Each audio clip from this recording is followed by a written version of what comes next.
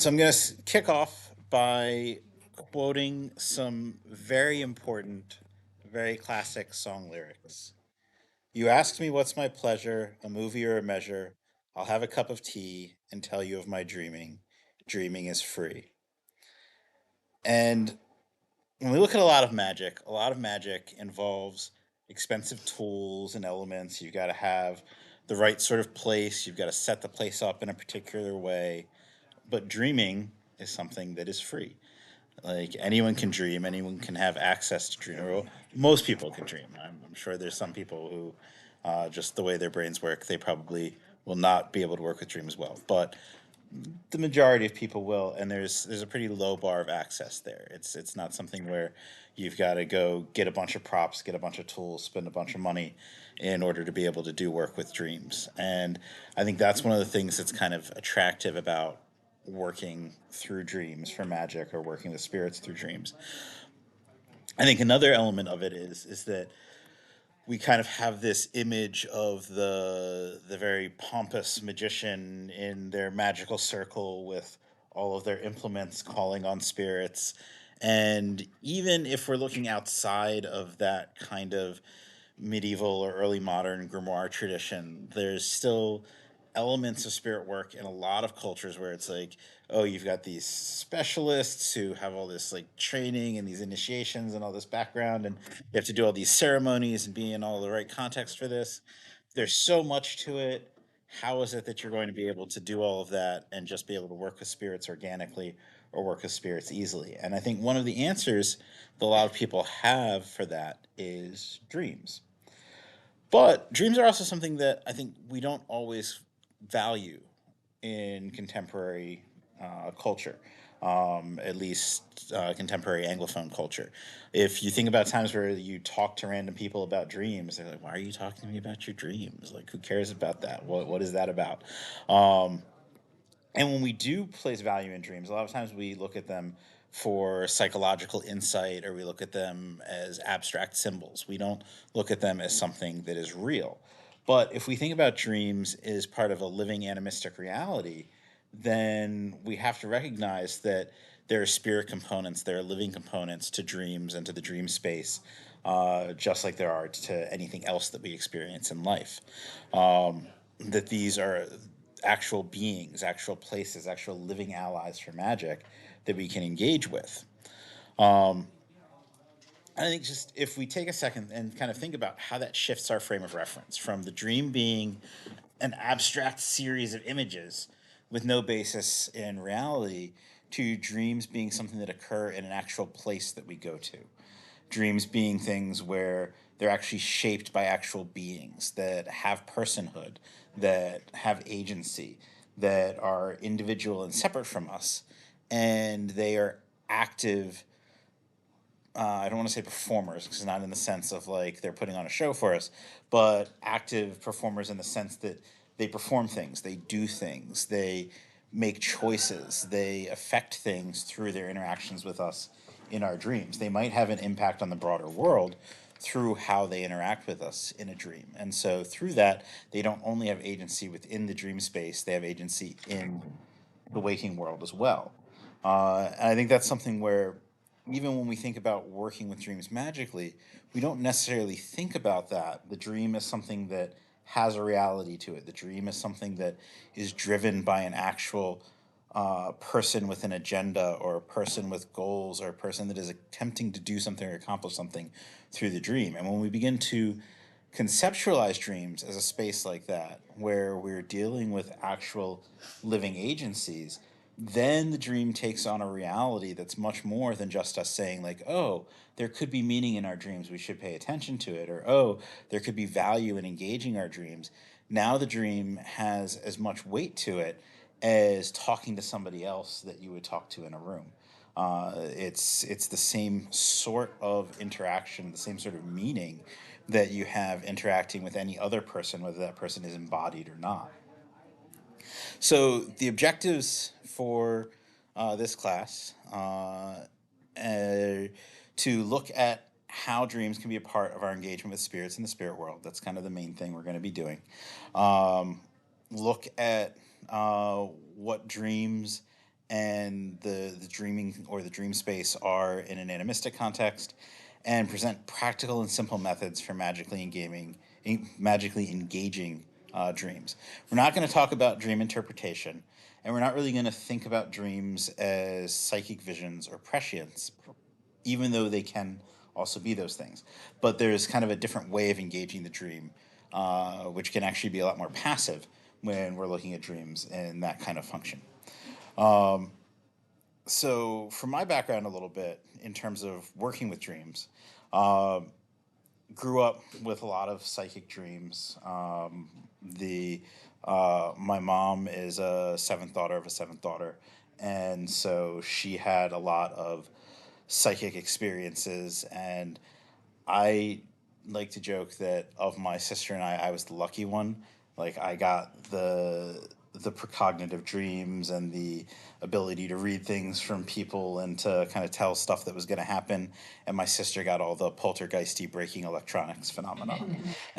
And so, um, but as I got older and started exploring magic, I would see people sometimes talk about conjuring spirits and then meeting the spirits in dreams. And I never see people talk about how to do it. Like people would always be like, "Oh, well, if you can't see spirits, if you can't hear spirits, if you're not good at interacting with spirits in a conjuration scenario, or if you're not good even outside of conjuration, like just any sort of calling a spirit to a magical space and trying to interact with it through the physical world, call on the spirit, talk to the spirit, and tell it to meet you in your dreams and interact with you in your dreams." And they would just kind of leave it at that. And it's like, okay, well, how do you do that? Like, and so I would try that sometimes. And what would tend to happen for me is uh, I would wake up and I would have the same sort of feeling like I had if I had like a precognitive dream or a dream where uh, there was something real to the dream beyond just random neurons firing. But it would be like a blackout space in my memory. Like I wouldn't be able to remember anything that happened in it. And so it was something where I would try it every now and again, but it would be like, this is not working. Maybe I'll figure it out at some point. Um, there is a lot to back up doing that, though.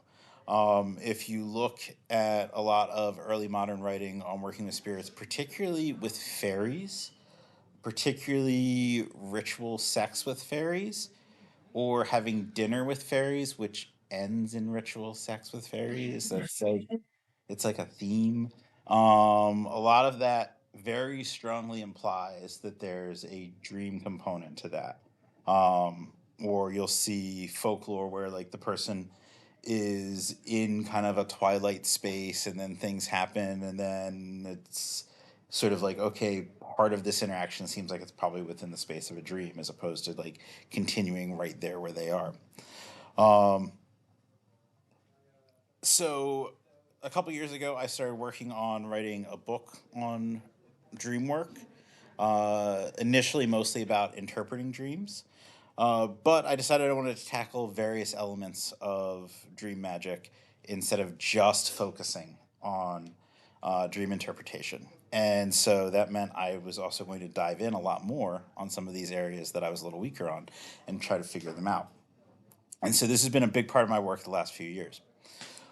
One of the things that I noticed gets in the way that some people will probably not like to hear is weed.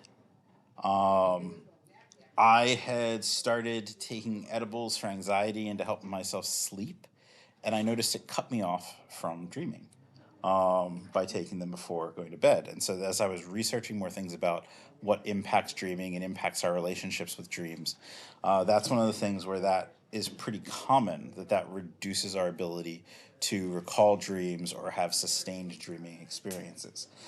So I had to find ways around that, which mostly ended up being more spirit work in order to compensate for the inability to sleep.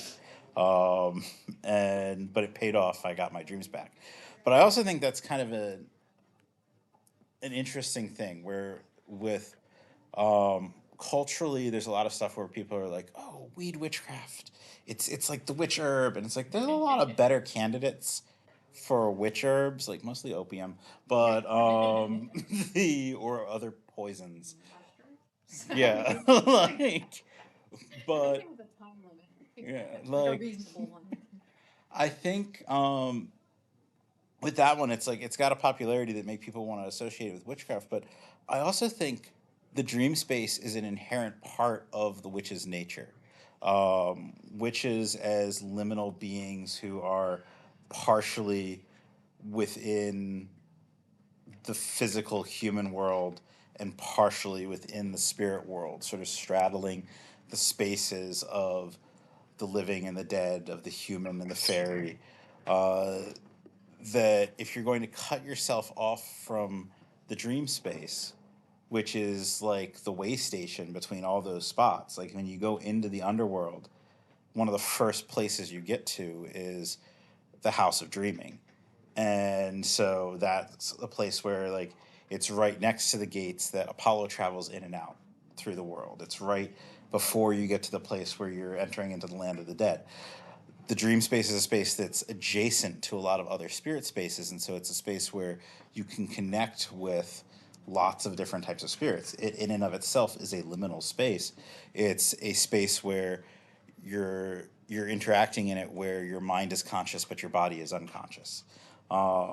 So it has that same liminal nature of straddling spaces that we associate with the witch. And so that's something where it's like you have to be actively engaged with that in order to be fully embodying that component of your being if that's part of what you are. So jumping from that, the idea of the witch is somebody who is straddling those spirit spaces, the witch is somebody who's going to work with spirit allies, the dream space becomes a place where we're able to do that. And so looking at spirit allies, how many people would say they have a spirit court or like a group of spirits that are like your team? They're your, so at least a few people. So and so I think like this is like I guess from like a perspective where a lot of people are going to be coming at things maybe from a more pagan or neo-pagan perspective than a specifically magical perspective. Not a pantheon, not like a group of gods that you worship, but more like if the gods are like the Justice League, then these are like the outsiders or like the Teen Titans or like the more ragtag superhero groups, the X-Men, where like so there might be like some gods who are part of your spirit court, but there might be some dead people, there might be some fairies, there might be some nature spirits, and it's basically the collection of spirits who you work with regularly enough that they're used to working with each other somewhat in conjunction with you. And so you might give them offerings together. You might approach them together. There might be kind of an implication that when you're working with like kind of your core main spirits, that they may also loop some of these other spirits in to do things with you. So when I say spirit court, that's kind of what I'm talking about there. When you think about the spirits you work with, do you think about these spirits as actual partners in magic, or are they symbols or icons, abstract notions, or are they real people who are just like your neighbors? And I think that's the kind of framing, that last one, that we want to have when we're thinking about interacting with these spirits in the dream space. Because again, we're doing an interaction that's more ephemeral than what we're used to. We're not having an interaction that's in a physical space, which is what our bodies and our minds are set up to interpret. So we need to make sure that we're really engaging in that way where we're recognizing a reality to this and we're approaching this as something that is fully real. That's one of the first steps to putting our minds and our senses and awareness into a space where we're able to have these interactions and get something out of these interactions. Another way to think of it is that your spirit court are almost like an extended family of coworkers. Like if you had like a large family business where you have things that you're all going to be working on together, but the relationship is closer than a relationship you would have with like a normal team at work. Dreams, again, you want to make sure you're thinking about dreams fits this same model. Dreams, again, are spirits. They occur in a place of spirits, and so these are things where you have to be able to approach them in the sense of, okay, I'm not just having flashes of images. I'm actually talking to and engaging with beings as I do this. But some of what you're going to engage with through dreams might not be the regular spirits of your spirit core. You might have specific gods and spirits that you interact with for working with dreaming, separate from the ones that you work with regularly. And this is something that comes up elsewise. Like, how many people here do a lot of work with the dead? A couple. So, like, do you guys find that like you may have your gods and spirits that you work with for most things, but then there's like a specific set that relate to the dead when you're doing work with the dead specifically? Yeah, so it's the same kind of thing there, where you might not work with Oneros in all of your various things, but when you're doing dream work, Oneros is going to be super important. We'll get to Oneros a little bit more in just a moment. Actually, we'll get to Oneros now. Uh, who, yeah, who is dream and what is the dreaming? So, using the English words for this are super easy when we want to discuss it without tying it to a specific pantheon or a specific culture. The thing that might be a drawback is that the English words for these things are all used in a comic book that has also had a popular TV series adaptation on Netflix in the last few years. And so people might be like, wait, are we just doing like, is this 90s chaos magic? Are we like taking fictional characters and magicking them up? No, like uh, the the Greek god of dreams, Oneros, his name literally is just dream. Or his alternate name, Hypnos, is sleep. His Roman uh, corresponding god, Somnus, also just sleep. Um, Morpheus, who originally shows up in Ovid as one of three particular dream spirits, but by late antiquity and then definitely into the Middle Ages, Oneros, Hypnos, Somnus, Morpheus, they all become interchangeable for one entity. Sleep and dream are sort of taken as one entity by the time we get to medieval cosmologies. Morpheus means the shape or the shaper or the former. So he was originally described by Ovid as one who was particularly skilled in taking on forms and shapes. Whereas the other Oneiroi or dream spirits that he described had other things that they were particularly useful at doing. So, dream or sleep is the main god who rules over Demosoniran, or the house of sleep, the house of dreams. We can also kind of refer to that as the dreamscape or the dream space or the dreaming. Some people don't like the idea of using dreaming because of associations with Maori culture, but most actual experts on Maori culture are like, no, that's really a name we applied to it, and it's not really their word that they would use anyway. So it's actually probably a word that is still okay to use. Dream is a primordial deity. So one might consider the primordial deities as being beyond pantheons. Like, I tend to be a pretty heavy, like, hard polytheist and a pretty heavy splitter. Like, I don't tend to be of the mind of, oh, all war gods are the same war god. They're just different names in different cultures. Because, like, Mars is an agricultural god. Ares is not an agricultural god. So not all war gods are the same war gods. Um, but your primordial deities, these are deities who are not personified in directly the same way that the gods are.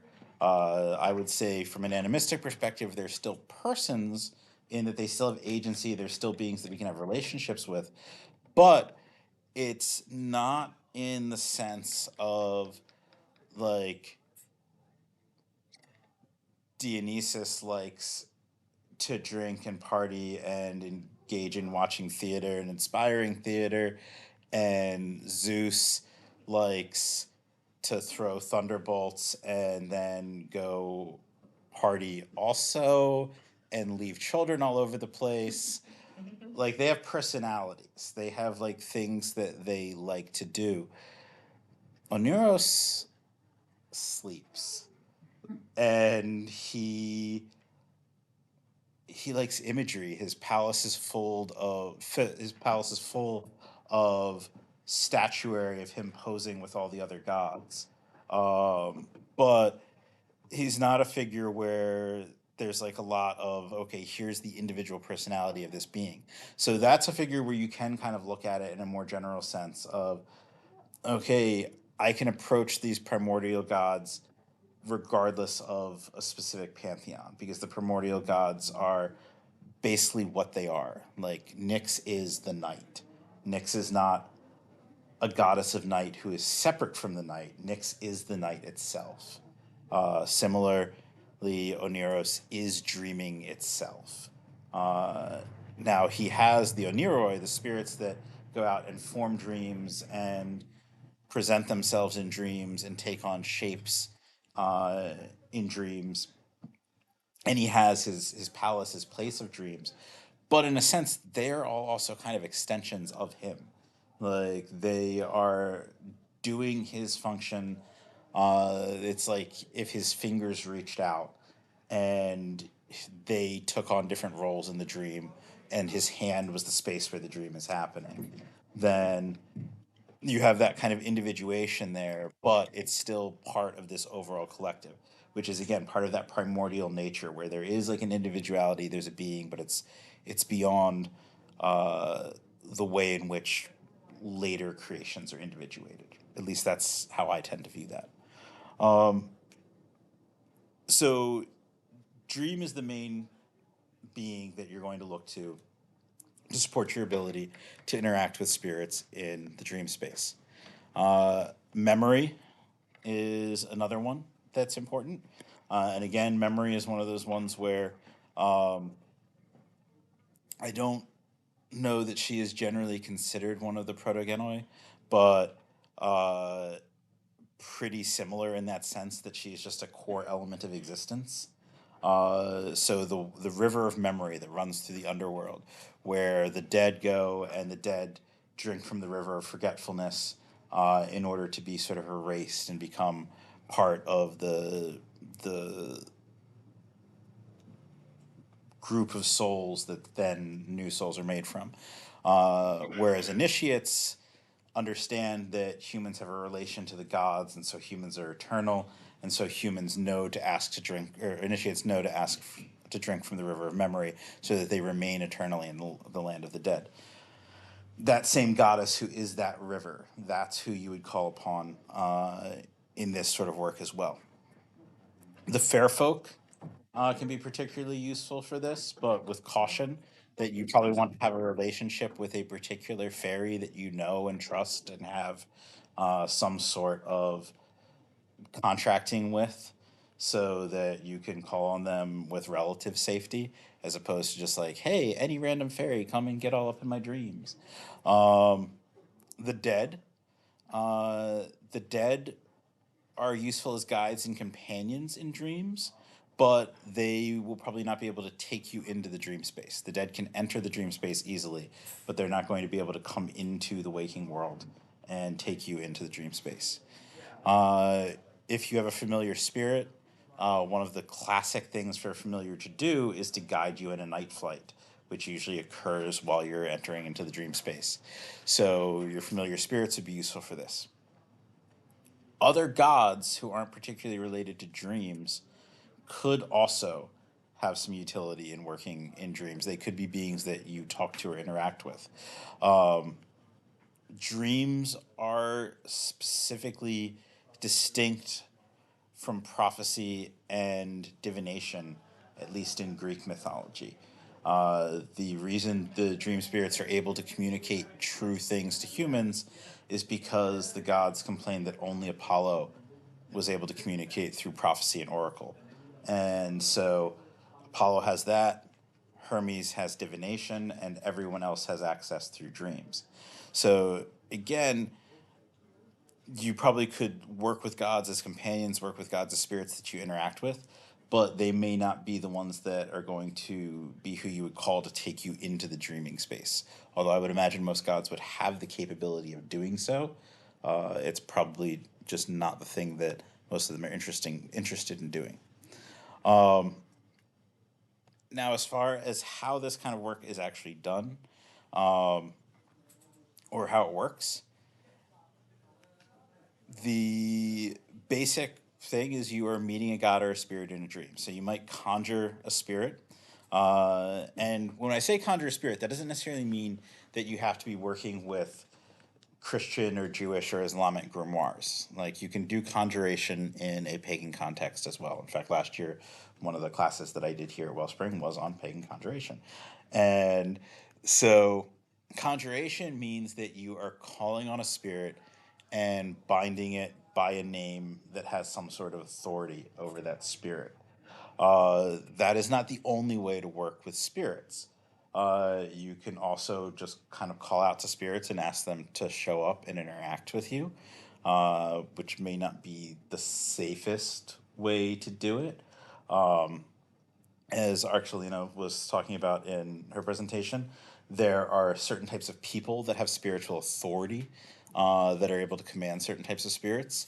So those people could exercise that authority in a similar way to the way conjuration exercises authority, except it's more about their own power and their own position and what they're capable of doing in the spirit world that gives them the ability to exert some control in that space rather than calling upon a god to bind a spirit or being like, hey, spirit, just come and talk to me and everything's going to be chill and there's no guardrails. You could, instead of conjuring a spirit, make an offering and ask for inspiration in a dream. So instead of calling the spirit to you and being like, all right, we're going to meet back up in my dream in a half hour and we're going to have this interaction there, you might not actually call the spirit forth first at all. If it's a spirit like a god or a spirit where you know that they're kind of attending and listening, or if you go to the space that belongs to a spirit, like you go to a river for a river spirit, or you go to the forest for a forest spirit, space where the spirit already is, you can leave an offering and ask the spirit to come and see you in your dreams. Now, as far as making sure you have the dream, the first step. This is actually going really fast. I was a little worried about time. Now I'm a little worried the opposite direction about time. Okay. The- yes. I was trying to go like pretty fast because I was like, oh, this is an hour, not an hour and a half.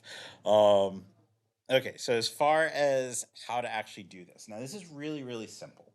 Um, I think this is one of the things when like people are looking at magic instruction and they're looking at like ways to learn new magic techniques, they expect everything to be hard.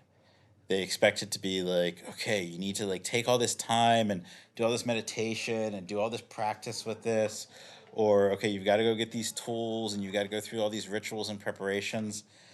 But this is like the easiest thing you're ever going to do because everybody sleeps and that's the hardest part of it. Um, so you're going to start off by calling upon Dream and asking Dream to allow you to have the type of dream you need, to allow you to enter into the realms of the dream space that will allow you to interact with the type of spirit you need to interact with.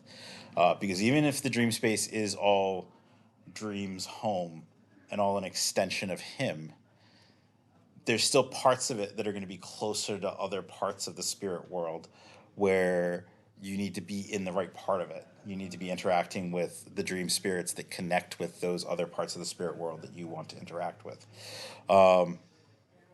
So he's the one that can kind of ensure that.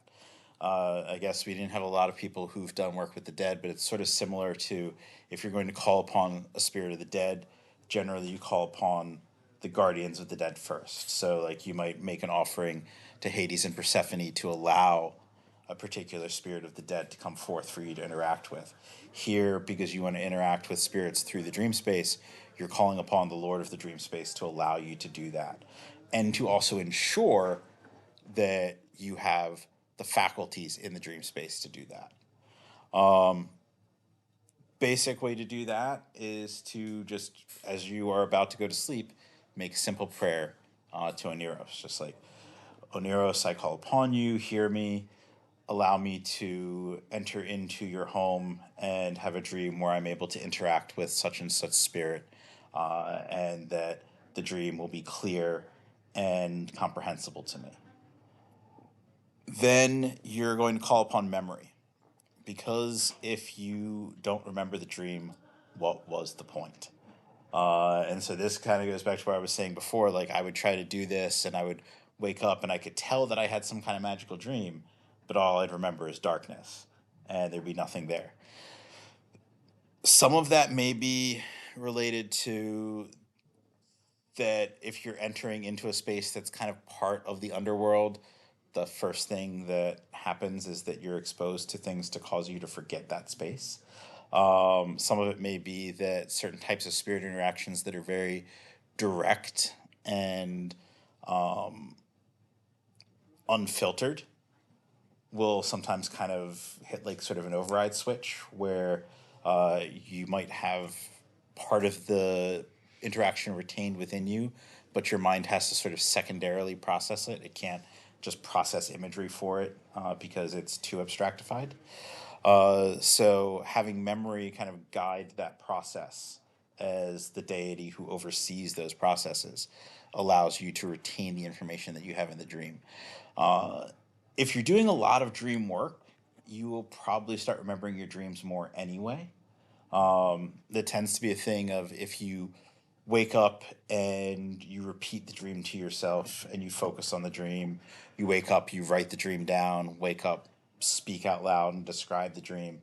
All of those things are ways of focusing attention on the mental stimulus that's still kind of partially there in your mind. And so that will move it into accessible memory.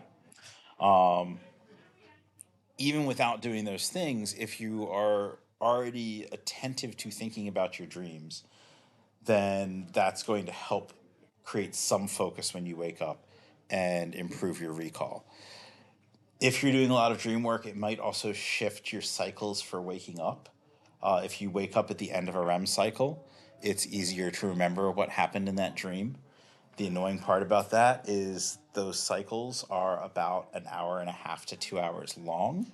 So if you're routinely waking up to remember your dreams, then you're having very interrupted sleep. But if you have trouble remembering dreams, that's also something you can do on purpose. Is set an alarm at about an hour and a half, hour and 45-minute interval, so that you're woken up right when your mind is going to be able to still process the dream information. But again, if you're doing a lot of dream work, you're going to start kind of compensating and developing those skills anyway. But calling upon memory helps with that.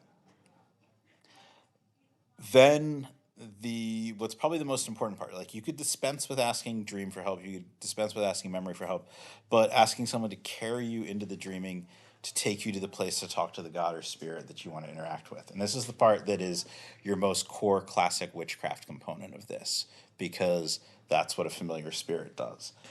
If you have a familiar, great, they will probably do this for you. If you don't have a familiar, you can ask lots of different spirits. Again, you can call upon one of the Oneroi, one of the dreams, and ask it to take you. You can call upon a fairy and ask the fairy to take you, but again, preferably a fairy that you have a relationship with. And what kind of becomes important with this part of it, if you are drifting off to sleep when you do this work, then it's kind of easy. You're going to be asleep. You're going to be entering dreaming space anyway. If you are more awake, or if you're more consciously aware, or if you are attempting to be kind of semi-conscious through the experience, it can be a little bit harder to push into that experience. And certain spirits can kind of put you to sleep in order to allow you to do that. Fairies are probably the best at this. Fairies are kind of like living opium. In fact, it kind of feels like that when a fairy puts you to sleep. So if you are, um, the reason for this is you have to be able to separate from your body, and your body doesn't necessarily want to allow that to happen, except through sleep and dreaming. So if you're trying to do active work at a time other than when you're sleeping, then having some sort of spirit or having some sort of intoxicant that helps you enter that sleep state will be useful.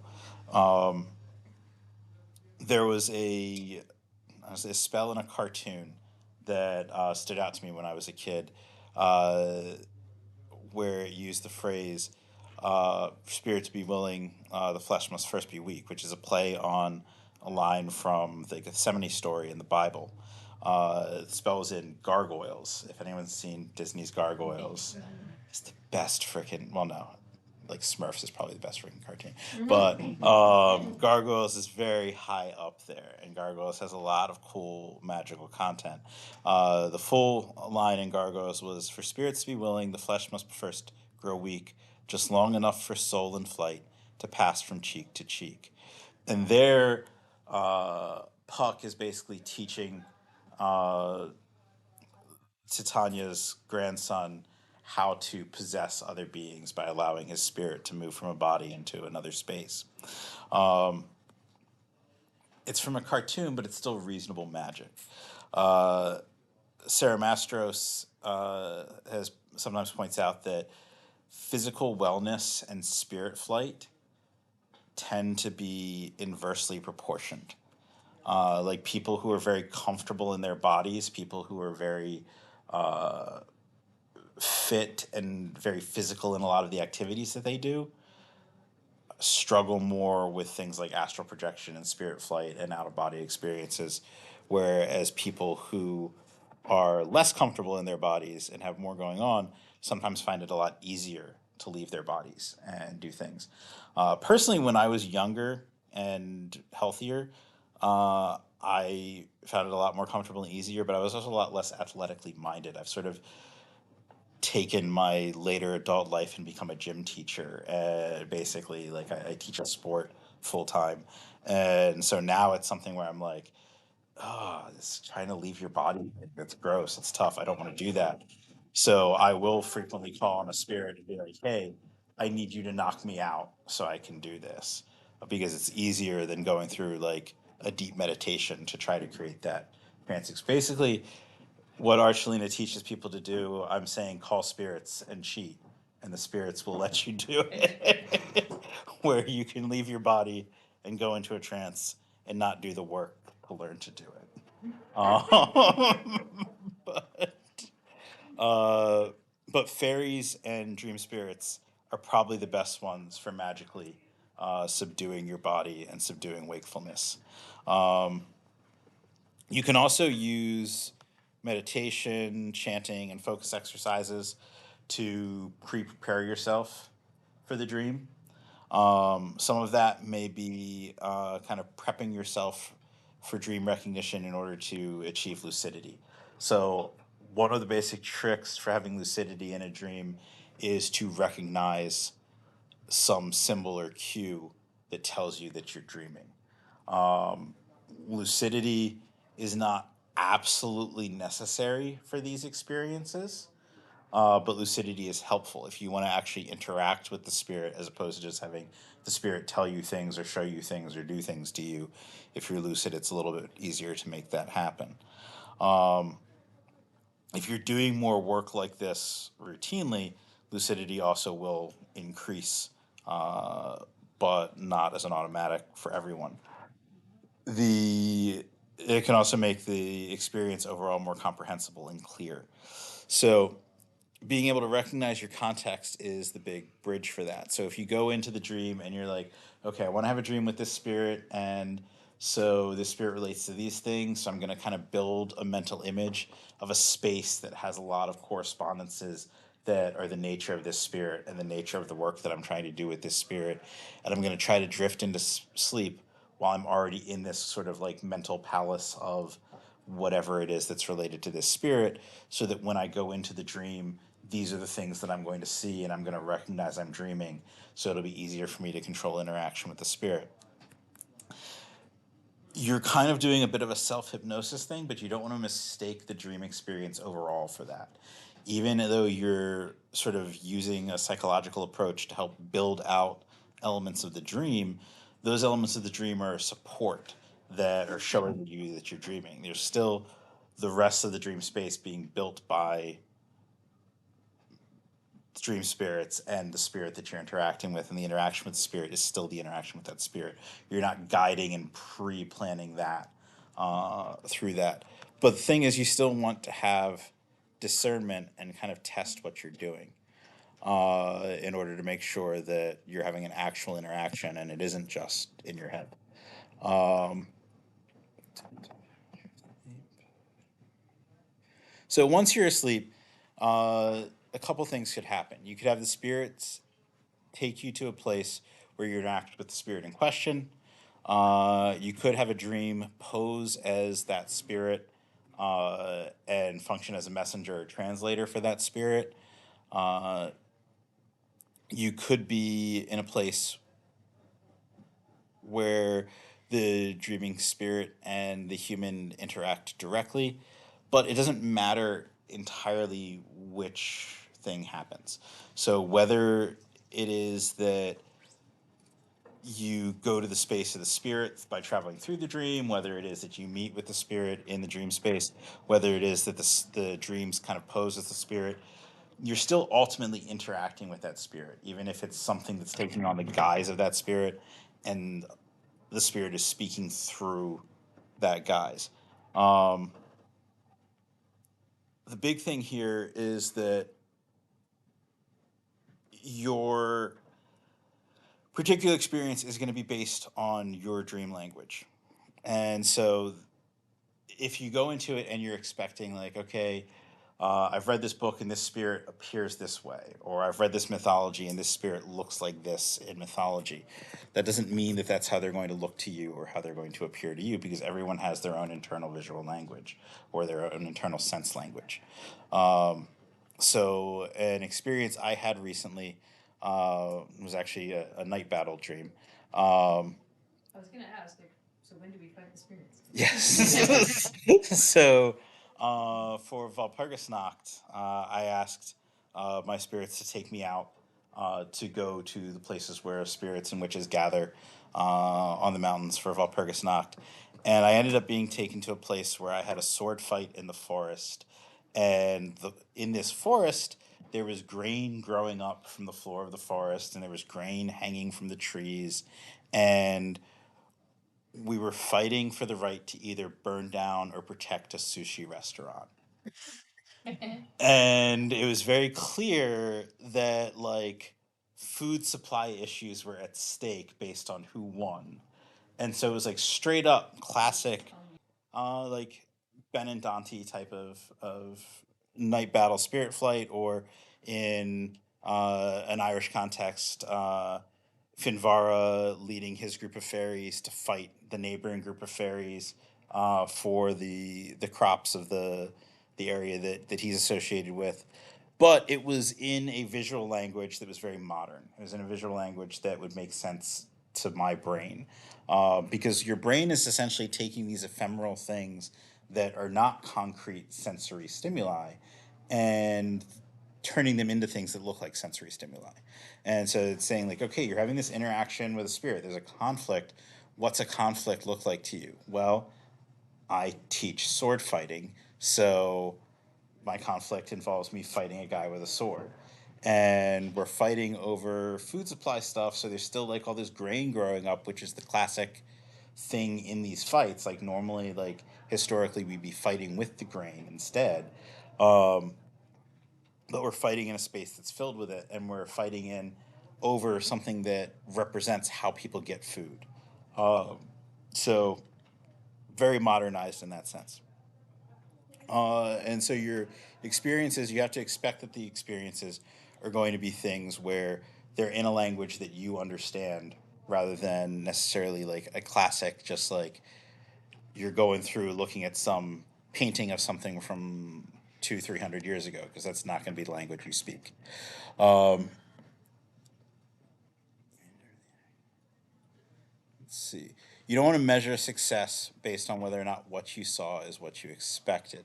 You have to look at whether or not there are elements and symbols that match the spirits involved. You want to look at whether or not you got the communication that you needed. If there was a request, was your request fulfilled? Did you learn something or gain info related to the spirit that you're able to use later? Again, for a recent example, I had kind of an unexpected initiatory dream involving animals. And in this dream, there were a bunch of supporting animals for like the main animal, but it was an animal type that I didn't know existed. And I looked up later, like describing what these animals looked like, and then found like the actual animals that were like a real animal. Um, and so you're gonna want to have those things where it's like, okay, is there something I'm seeing in this dream that's informing me about something in the real world or informing me about something useful? If you're not getting that, or if the information you're getting is just bad information, you could still be having a spirit interaction. The spirit could just be wrong, or it could just be your imagination. But either one's not useful. So you primarily want to prioritize the interactions that are useful. You can improve that by calling on spirits who possess your head or illuminate your head. Uh, so, in kind of a classic modern European sense, that's your guardian angel. So, but for people who don't work with your guardian angel, like um, the god that we called yesterday for illumination, that type of being would be someone you could call upon. If you are in one of the African diaspora traditions, a lot of those have spirits who uh, are spirits related to your head, like they kind of conduct your ability to interact with other spirits and perceive spirits and talk with spirits. So calling upon that spirit as an intermediary to help you interpret what you're seeing with these spirits, interact with these spirits through a language that you're able to understand, uh, that can be a really useful thing for making dreams clearer. You'll potentially find that when you have these dreams where you're interacting with spirits, that your sleep quality differs. Sometimes you might sleep longer than you would normally. Sometimes, yeah. Sometimes the sleep will be deeper or heavier, but even in those cases, you might feel less rested because you're being active throughout the entire time that you're asleep. In this case, you're not actually having like just sleep simply to rejuvenate or rest yourself. Yeah. Um, you might feel like you had an overly intense sleep, or you might feel where coming out of sleep is harder or heavier feeling than normal, even if you only slept a normal amount. So, a lot of times, the conditions and qualities surrounding the sleep change when you're having an actual spirit engagement through the sleep. So, that's another way that you can kind of measure whether or not something's actually happening as opposed to just random dreams. The feeling of the dream also generally differs, but this is something that's a little harder to describe because it varies from person to person. So for me, like I tend to describe it as being heavier, like dreams where it's a dream that something is going to happen in the future, or dreams where a spirit is coming and talking to me. The dream feels like it's got weight to it, but when I say weight, that's still kind of an abstract term that isn't really describing it. But I think so. How many people have had a dream of something that came true? Okay. Um,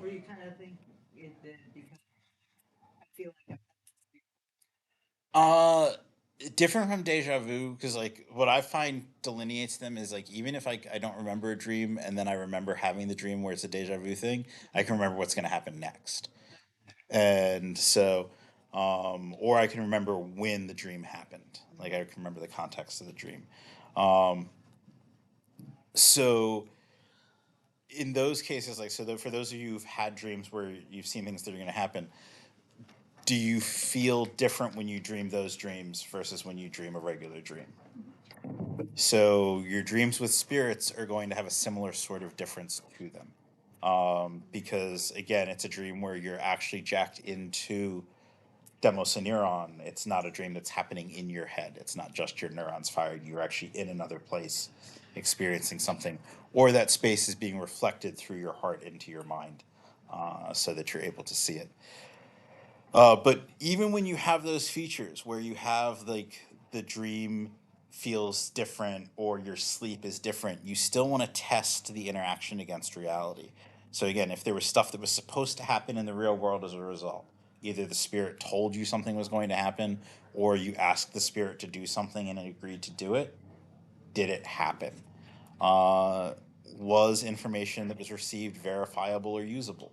So like if a spirit told you something about like the history of your town, could you go up and look up that thing and find like, oh, these events really did happen? Or if the spirit told you something about like, oh, this spirit that you work with likes these things and should be worshipped or honored in this way. If you go back and look at lore for that spirit, do you find records that show, oh, there is a history of this spirit being worked with this way? Some things you're not going to be able to actually verify, but they'll still be useful. So, like, if spirit tells you something like, "Hey, you should do magic like this," like I had a spirit once tell me about uh, isolating talismans and isolating medicines in places where they wouldn't be exposed to light, and then conjuring the spirits that would empower them, and having light related to those spirits in the space while doing so in order to empower them. That's something where you can't go and, well, I mean, you can actually find there are lots of examples of magic that work that way, but you can't necessarily go find proof of that, but you can test it. You can go do magic and see, are you getting a better result using these magical techniques that the spirit told you to use. And I think that's one of the things that's important, because dreams again are ephemeral. Like you don't really know entirely what's happening or where it's coming from, and there's not a way to check. You can't go through and like put a piece of litmus paper in your ear and be like, oh, all right, this is a spirit dream. Oh no, this dream was just my brain firing randomly and processing information. So you have to actually do the legwork. You have to actually go through and see, was there something useful for this? Was there something real for this? But also, the more you do that, the more you go through and you find, like, oh, okay, these experiences are experiences that are meaningful. These experiences are experiences that I can back up by saying, like, oh, this impacted me in this way. This impacted the world around me in this way. It gave me a tool to impact the world around me. The more you're going to be able to engage with your dreams with that sense that we talked about in the beginning, that you're engaging with actual people, actual persons, actual living things with agency that are able to impact you and impact the world.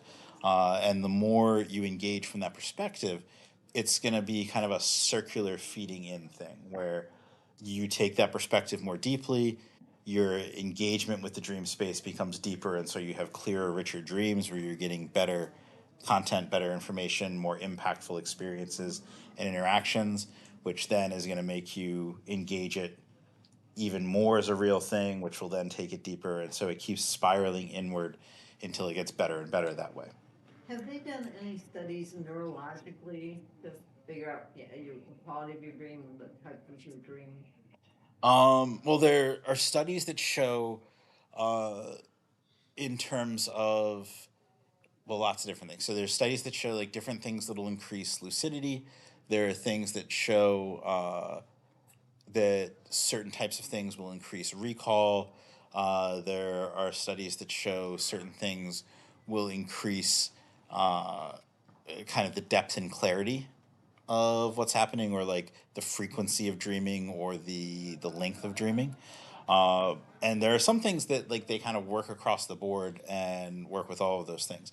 So there are some studies that show different sleep behaviors, different types of sleep hygiene or sleep health, that improve those things. There are also studies that show different chemical components that will increase and improve those things. So looking particularly at herbs and plants, supplements that can be taken that will improve lucidity or improve how often you're dreaming or improve your dream recall. So they, prefrontal frontal cortex or whatever, lights up. That. So for something like that, I don't know how.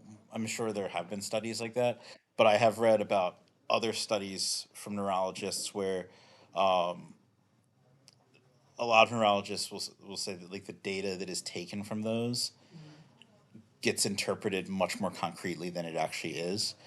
Because neurologists can say like, all right, this thing is happening, and we see these areas of the brain working, or we see these areas of the brain changing as a result.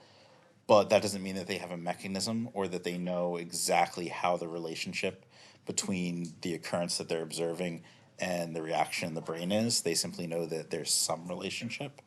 So, like a big one that recently happened where they talked about, like, oh, you hit 25 and that's where this portion of your brain stops growing.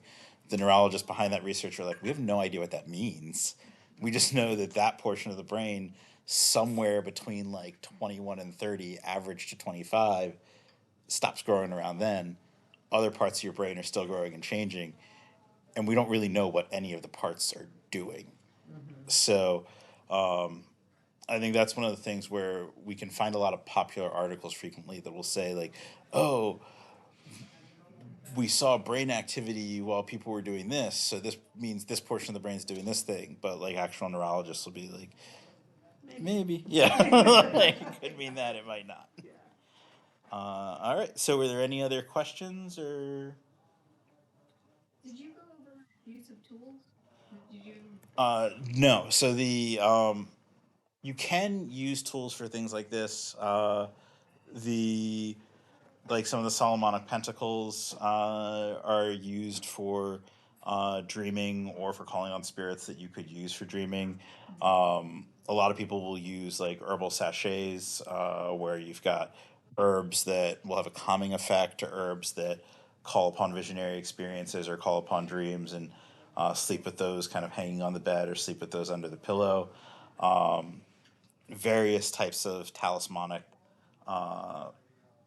tools can be used, but I kind of wanted to focus on just working with calling upon spirits simply, without using a lot of tools, because I think that's one of the big values of this, is that this is a thing where anyone can do this without having to have a lot of supports.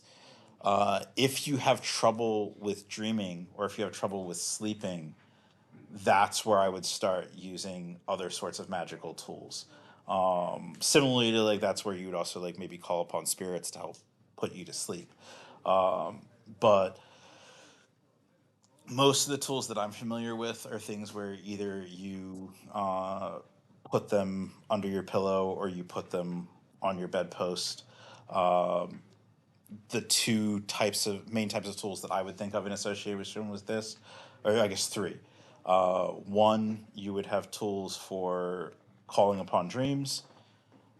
Two, you would have tools for generally calling upon spirits that might assist you with dreaming. And three, you would have tools that keep dreams away. So, like, I used to wear a St. Benedict's cross routinely because St. Benedict protects against evil spirits and witchcraft.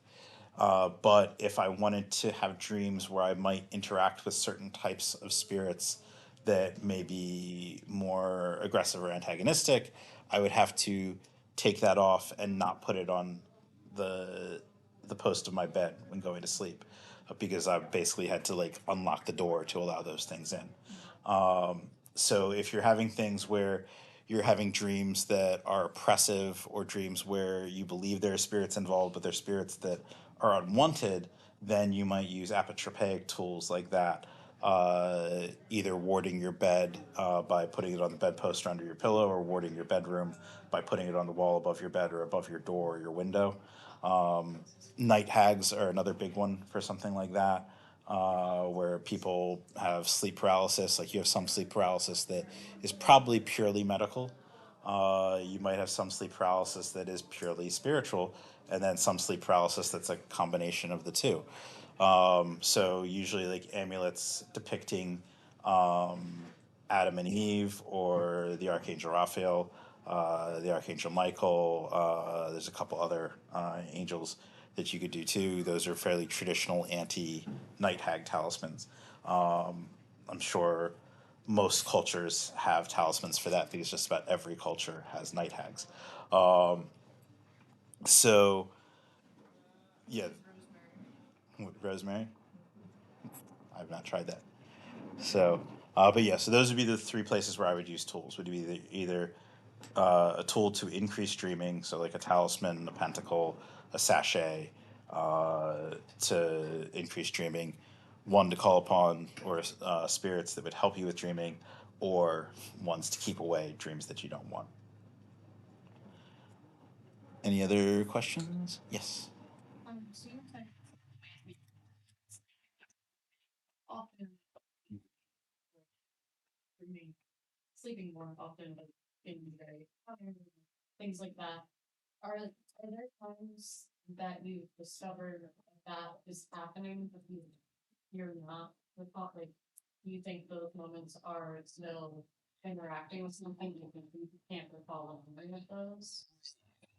So I would say a lot of times where you're gonna have that tired feeling, it's gonna be a tired like you were active during the dream. So like if you slept through the night and you wake up and you're like, okay, I got like a good 7, 8 hours of sleep, but I feel like I was out lifting weights or running or out at work or something like that, then that's the kind of feeling that you would have in that context. If you feel that and you feel like, rather than feel like you went to sleep and then you feel like you woke up and there was nothing in between, if you feel like you went to sleep and you're aware of the time that you were sleeping, but you don't have any awareness of what happened during that time, and you have that kind of tiredness, then that would seem like, yeah, maybe some sort of spirit interaction happened and you're not remembering the spirit interaction for whatever reason. That's not a 100% definite that that's what's going on there, but those would be the criteria that I would look for there. Like if you kind of went to sleep and you wake up and you're like, wow, was I even asleep, then that sounds like there's no engagement going on, so less likely that something happened. um, And if you are, if like you sleep a really long time, like you're hitting like 10 hours or more, and you wake up and you feel like you're really tired, that's usually just a physiological response from sleeping too much. But if you're in like a normal amount of sleep where you should be rested, but you feel like you were up being active during that time, and you feel like you remember the time passing, but you don't remember what happened during the time, that to me feels like there's potential that some sort of interaction was happening that you don't remember. Now, if that's the case, you could, through meditation, try to get back into the space to see what happened. But it's going to be harder if you don't remember anything.